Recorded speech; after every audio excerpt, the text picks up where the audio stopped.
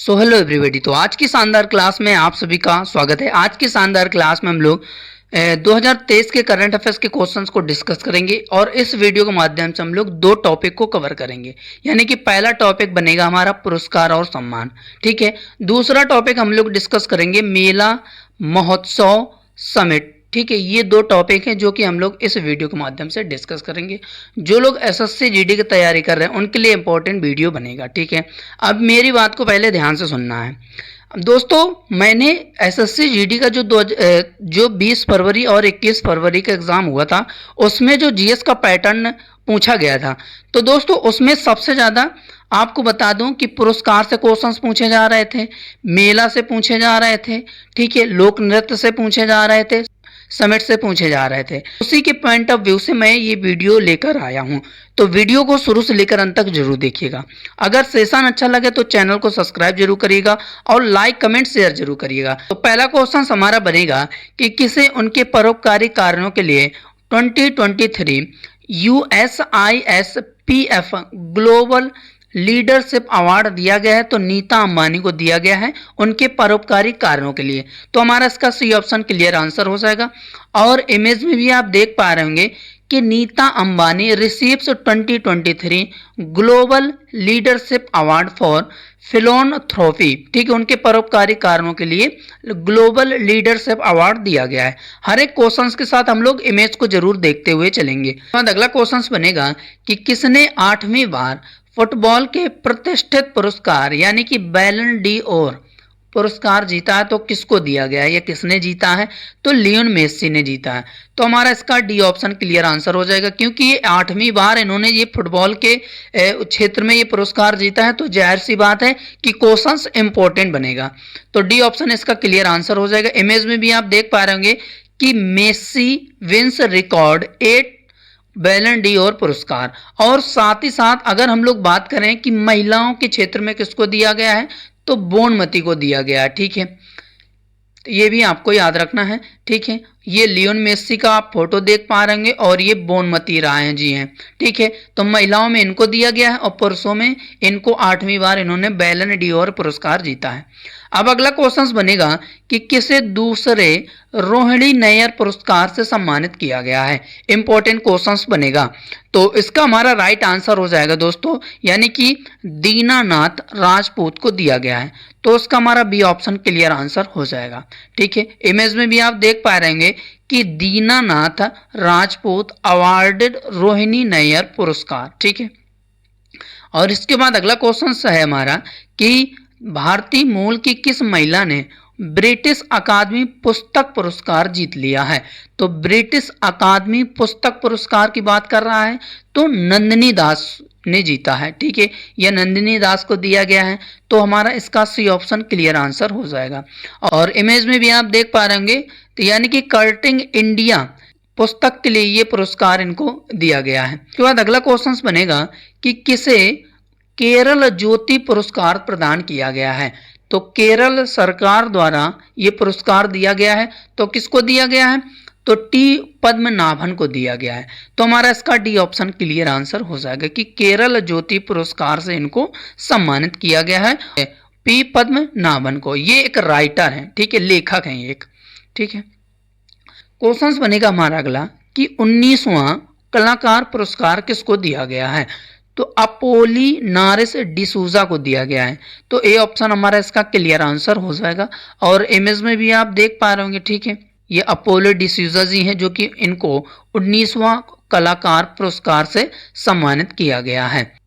Questions बनेगा अगला कि किसे पहले life time disturbing the peace award से सम्मानित किया गया है?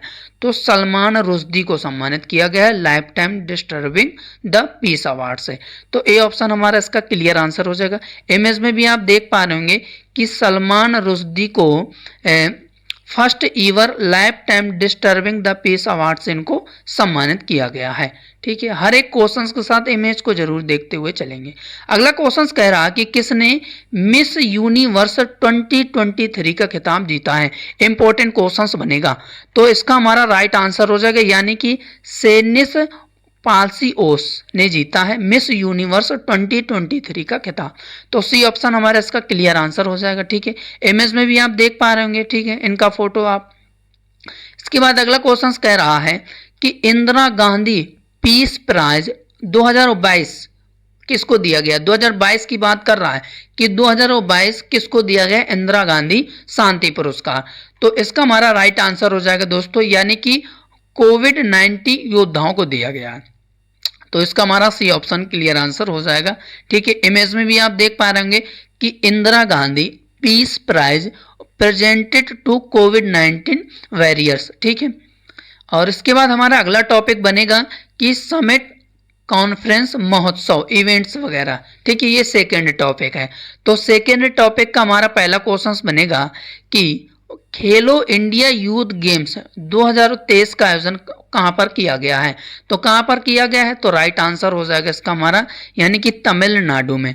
तो ए ऑप्शन हमारा इसका क्लियर आंसर हो जाएगा। ठीक है, और इमेज में भी आप देख पा रहे हैं कि Khelo India youth games 2023 set to be held in Tamil Nadu. ठीक है, तमिलनाडु में इसका आयोजन किया गया है।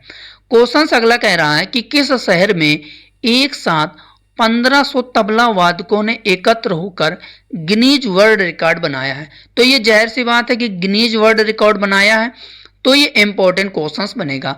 तो इसका हमारा राइट आंसर हो जाएगा, यानी कि ग्वालियर। ठीक है, तो डी ऑप्शन इसका हमारा क्लियर आंसर हो जाएगा कि ग्वालियर शहर में दोस्तों एक साथ 1500 तबला वादकों ने एकत्र होकर तो गिनीज वर्ल्ड रिकॉर्ड हासिल किया है, बनाया है। ठीक है, ये एक साथ एकत्र होकर, तो ये आपको फोटो भी आप देख पा रहे होंगे। इसके बाद अगला क्वेश्चन पूछा जा रहा है कि मेरा हांग चोंगबा उत्सव किस राज्य में मनाया जाता है। इंपॉर्टेंट क्वेश्चन है, तो राइट आंसर हो जाएगा इसका हमारा मणिपुर में मनाया जाता है। तो सी ऑप्शन हमारा इसका क्लियर आंसर हो जाएगा। इमेज में भी आप देख पा रहे हैं कि एनुअल फेस्टिवल ऑफ मणिपुर मेरा Hong Chongba celebrated in Imphal. ठीक है, अगला क्वेश्चन कह रहा है कि G7 विदेश मंत्रियों की बैठक का आयोजन कहां पर किया गया है। इंपॉर्टेंट क्वेश्चन बनेगा, तो इसका हमारा राइट आंसर हो जाएगा टोक्यो, यानी कि जापान में इसका आयोजन किया गया है। G7 विदेश मंत्रियों की बैठक का आयोजन, तो ये इंपॉर्टेंट क्वेश्चन बनेगा, याद करना है। ठीक है, याद करके जाना है। इमेज में भी आप देख पा रहे होंगे कि G7 foreign minister meet in Japan. ठीक है, फोटो भी आप देख पा रहे होंगे। अगला क्वेश्चन बनेगा कि भारत अंतर्राष्ट्रीय व्यापार मेले का 42वां संस्करण कहां पर आयोजित किया जा रहा है। तो कहां पर आयोजित किया जा रहा है, तो नई दिल्ली में किया जा रहा है। तो ए ऑप्शन हमारा इसका क्लियर आंसर हो जाएगा। ठीक है, इमेज में भी आप देख पा रहे होंगे कि इंडिया इंटरनेशनल ट्रेड फेयर नवंबर, यानी कि 14 नवंबर से लेकर 27 नवंबर 2023 तक इसका आयोजन किया जा रहा है। क्वेश्चन कह रहा है अगला कि किस राज्य ने घोल मछली को स्टेट फिश के रूप में घोषित किया है। इंपॉर्टेंट क्वेश्चंस बनेगा, यकीन मानो। तो राइट आंसर हो जाएगा इसका गुजरात। तो गुजरात ने घोल मछली को स्टेट फिश घोषित किया है। ठीक है, इसमें भी आप देख पा रहे होंगे कि घोल fish declared state fish of Gujarat. ठीक है, इसके बाद अगला क्वेश्चन कह रहा है कि किस राज्य में हर साल हॉर्नबिल फेस्टिवल मनाया जाता है। सभी लोगों को पता होगा। ठीक है, नागालैंड में। ठीक है, ये क्वेश्चंस को मैंने बहुत बार रिवीजन कराया है। ऐसा होता है कि जो क्वेश्चंस हमारी नज़रों के सामने गुजरता रहता है, याद रहता है, हम लोग रिवीजन करते रहते हैं, तो वो क्वेश्चंस याद हो जाता है, और जैसे हम लोग एग्जाम में तो क्वेश्चंस आता है वो हम लोग सही कर लेते हैं। इमेज में भी आप देख पा रहे हो कि हॉर्नबिल फेस्टिवल इन नागालैंड, इस तरीके से हॉर्नबिल फेस्टिवल वहाँ पे नागालैंड में मनाया जाता है। ठीक है, इस तरीके से वेशभूषा धारण करके। अगला क्वेश्चन कह रहा है कि किस देश ने अक्टूबर महीने को हिंदू विरासत माह घोषित किया है। तो जॉर्जिया देश ने। ठीक है, इंपॉर्टेंट क्वेश्चंस बनेगा, तो सी ऑप्शन हमारा क्लियर आंसर हो जाएगा। इमेज में भी आप देख पा रहे होंगे कि जॉर्जिया डिक्लेयर अक्टूबर एज हिंदू हेरिटेज मंथ। ठीक है, घोषित किया है। और अगर हम लोग जॉर्जिया की बात करें तो जॉर्जिया की जो राजधानी है वो बिलिसी है। ठीक है, और राष्ट्रपति यहाँ के कौन है, सैलोम जोराबिचविली। ठीक है, और प्रधानमंत्री यहाँ के कौन है, इराकली। ठीक है, इराकली करके आप याद कर सकते हैं। और जॉर्जियाई लारी करके यहाँ पे मुद्रा चलती है। और मैप में भी आप देख पा रहेंगे कि ये आपको मैप में दिख रहा होगा कि ये है जॉर्जिया, ठीक है, ये यहाँ पे जॉर्जिया दिख रहा है, ठीक है। और बिलीसी इसकी ये राजधानी है। अगर हम लोग बात करें कि जॉर्जिया किन किन देशों के साथ अपना सीमा साझा करता है, तो जाहिर सी बात है मैप में दिख रहा होगा कि एक तो रसिया हो गया, ठीक है, एक तुर्की हो गया, ठीक है, और इसके बाद अजरबैजान हो गया और आर्मेनिया हो गया, ठीक है। ये सारे देश हैं जो कि इनको स्पर्श करते हैं। अब मैप्स के थ्रू हमको याद रहता है कि कौन से देश किन किन देशों के साथ अपना सीमा साझा करता है। हो सकता है कि कभी रूस पूछ दे कि रूस अपना सीमा साझा किस देश के साथ करता है, तो ठीक है, तो मैप से हम लोग को याद रहता है। क्वेश्चन अगला कह रहा है कि G20 शिखर सम्मेलन 2023 का आयोजन कहाँ पर किया जा रहा है। तो ये क्वेश्चंस ऑलरेडी पूछा जा चुका है एग्जाम में, तो वही क्वेश्चंस को मैंने यहाँ पे ऐड कर रखा है। तो इसका हमारा राइट आंसर हो जाएगा नई दिल्ली में। तो सी ऑप्शन हमारा इसका क्लियर आंसर हो जाएगा। ठीक, ये जो नई दिल्ली में G20 शिखर सम्मेलन का आयोजन 2023 में किया गया था और इसमें कितने देशों ने भाग लिया था, तो ये सारी इमेज भी मैंने लगा रखी है, ठीक है। तो जैसे अगर हम लोग बात करें अर्जेंटीना तो देश ने भाग लिया था, ऑस्ट्रेलिया ने भाग लिया था, ब्राज़ील ने भी भाग लिया था, ठीक है, कनाडा ने भी भाग लिया था, चीन ने भी भाग लिया था, फ्रांस ने भी भाग लिया था, जर्मनी ने भी भाग लिया था, भारत तो था ही, ठीक है, क्योंकि भारत में हो रहा ऑलरेडी, ठीक है, इंडोनेशिया ने भाग लिया था, ठीक है। ये सभी देश हैं जो कि G20 शिखर सम्मेलन में भाग लिया था, ठीक है। याद करके जाना है, एग्जाम में पूछ देगा कि कितने देशों ने भाग लिया था, यानी कि 1 2 3 4 5 6 7 8 9 10 11 12 13 14 15 16 17 18, यानी कि टोटल 18 देशों ने भाग लिया था G20 शिखर सम्मेलन में। इस तरीके से भी क्वेश्चंस पूछा जा सकता है कि G20 शिखर सम्मेलन में बताओ कितने देशों ने भाग लिया था, ठीक है। इसके बाद अगला क्वेश्चन पूछा जाएगा कि 43वां आसियान शिखर सम्मेलन का आयोजन कहां पर किया गया है। तो कहां पर किया गया है 2023 में, तो राइट आंसर हो जाएगा इंडोनेशिया के जकार्ता में। तो इसका हमारा बी ऑप्शन क्लियर आंसर हो जाएगा। अब इमेज में भी आप देख पा रहे होंगे कि इंडोनेशिया होस्ट 43 आसियान समिट, ठीक है। इसके बाद अगला क्वेश्चन पूछा जा रहा है कि 37वें राष्ट्रीय खेलों यानी कि नेशनल गेम्स का आयोजन कहां पर किया जा रहा है। तो कहां पर तो किया गया है, तो गोवा में किया गया है, ठीक है, गोवा में। तो इसका सी ऑप्शन क्लियर आंसर हो जाएगा। इमेज में भी आप देख पा रहे होंगे कि गोवा में होगा 37वें राष्ट्रीय खेल का आयोजन। और इसके बाद अगला क्वेश्चन पूछा जा रहा है कि बंगस वैली महोत्सव का आयोजन कहां पर किया गया है। तो कहां पर किया गया है, तो जम्मू कश्मीर में किया गया है। तो इसका ए ऑप्शन हमारा क्लियर आंसर हो जाएगा। इमेज में भी आप देख पा रहे होंगे, ठीक है। और अगर हम लोग जम्मू कश्मीर की बात करें तो स्थापित 31 अक्टूबर 2019 को किया गया था और मनोज सिन्हा जो कि उपराज्यपाल हैं। लोकसभा सीटें यहाँ पे 5 हैं, ठीक है। और बॉर्डर की बात करें कि जम्मू कश्मीर किन भारतीय राज्यों के साथ ये सीमा साझा करता है और किन देशों के साथ ये अपना सीमा साझा करता है, तो 2 भारतीय राज्यों के साथ ये सीमा साझा करता है, यानी कि हिमाचल प्रदेश पंजाब के साथ, और एक देश हो गया पाकिस्तान, ठीक है, पाकिस्तान के साथ ये सीमा साझा करता है, ठीक है। अगला क्वेश्चन बनेगा कि नुआखाई त्योहार किस राज्य में मनाया जाता है। तो नुआखाई त्योहार की अगर हम लोग बात करें तो राइट आंसर हो जाएगा दोस्तों, यानी कि उड़ीसा में नुआखाई त्योहार मनाया जाता है। तो सी ऑप्शन हमारा इसका क्लियर आंसर हो जाएगा, ठीक है। इस तरीके से नुआखाई त्योहार मनाया जाता है, ठीक है। और इसके बाद उड़ीसा के अन्य त्योहार हैं जो कि एग्जाम के लिए इंपॉर्टेंट बनेगा, जैसा कि रथ यात्रा, ठीक है, राजा परबा, ठीक है। और इसके बाद अगला त्योहार है तो पुरी बीच महोत्सव, ठीक है। इसके बाद तो कोणार्क नृत्य महोत्सव है, तो सारी राष्ट्रीय शिल्प महोत्सव है, ठीक है। ये उड़ीसा के अन्य त्योहार है, याद रखना एग्जाम के लिए इंपॉर्टेंट बनेगा। क्वेश्चन अगला पूछा जा रहा है कि भारत के पहले लाइट हाउस महोत्सव का आयोजन कहां पर किया जा रहा है। तो कहां पर किया गया है, तो इसका हमारा राइट आंसर हो जाएगा, यानी कि गोवा, ठीक है।